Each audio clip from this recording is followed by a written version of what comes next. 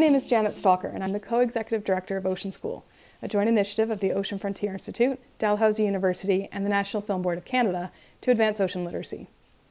Ocean School is an online platform that uses things like film, virtual reality, and online games to transport students to the front lines of ocean research, culture, and enterprise. We use a fundamentally storytelling approach to help students feel connected to the ocean and to learn about it in a meaningful way. I really encourage you to check out Ocean School. All of our resources are available online for free at www.oceanschool.ca. And all of our resources are available in both English and French. We even have one module that's available in Spanish, thanks to a partnership with the IOC and the Swedish Development Agency. So a big thank you to them. I won't go on at length about Ocean School because I want to get to the meat of this. So the IOC has asked me to speak about bringing ocean literacy into both the informal and formal education settings. Well, there's lots of things I can talk about. For the sake of time, I'll try to drill it down to just a few kind of key tips. The first thing is you don't have to know a lot about the ocean in order to bring the ocean into your classroom.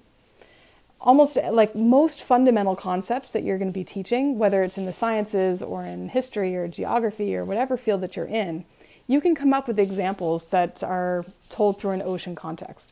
So for example, if you're going to be teaching about food webs, instead of using an example of the sun goes to a plant like grass, which then goes to a cow, which then goes to a carnivore like humans, you could instead give an example from the ocean, like the sun goes to phytoplankton, which are then eaten by zooplankton, which are then eaten by carnivores like fish.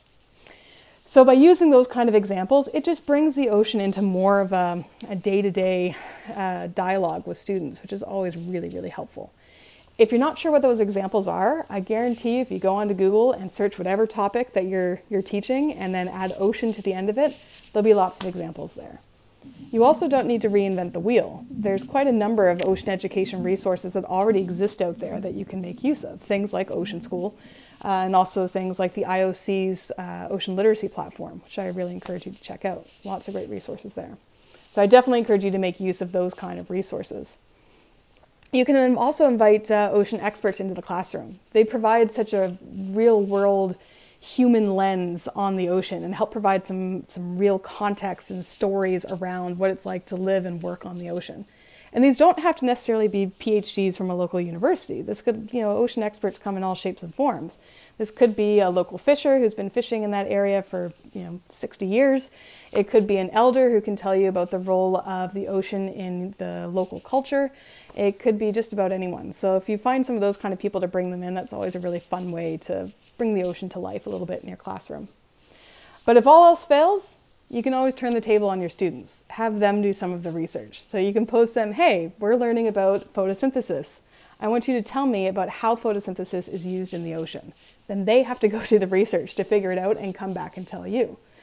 It's also a great thing that you can do from, even if you're not in the sciences, right? Like from a cultural context, the ocean has played a huge role in most of the world's cultures, right? And so get the kids to investigate that. What role did that play in their own culture personally? Another thing that's important is increasingly today when people are talking about the environment, they tend to talk about the environment and the ocean as two distinct things. It's really helpful if we can make sure that students understand that when we talk about the environment, that includes the ocean, right? That they're not distinct systems, it's all part of one system, and that we are a key part of that system. So even if somebody lives really far inland, I'm from Canada, so we've got people that live in central Canada that are huge distances from the ocean, but their daily lives are still impacted by the ocean, and they themselves in their daily actions also in turn have an impact on the ocean. So getting students to think about that connectivity, not thinking of the ocean as something foreign that's far away and it's not involved in their daily lives. There's a lot of different ways that you can do that, especially with inland students. Easy ways to make those connections are things like litter and marine plastics that move through freshwater watersheds and get to the ocean, or things like climate and weather.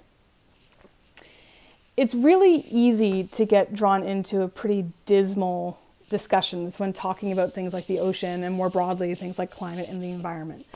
But I would really, really encourage you as kind of a final tip to frame these things as a very positive opportunity for young people in particular. our reality is that we are going to have to fundamentally change our human relationship with the ocean and the broader environment. And our youth are in like the best position to start to influence that change and carry that out. And if they choose to and they want to be an active part of it, they can really help shape what that new relationship and new dynamic would be like.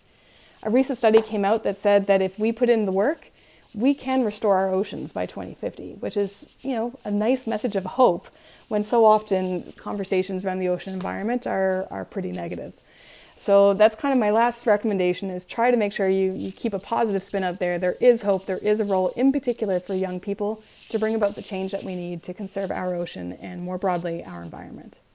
Thanks so much, and again I encourage you to check out our website at www.oceanschool.ca.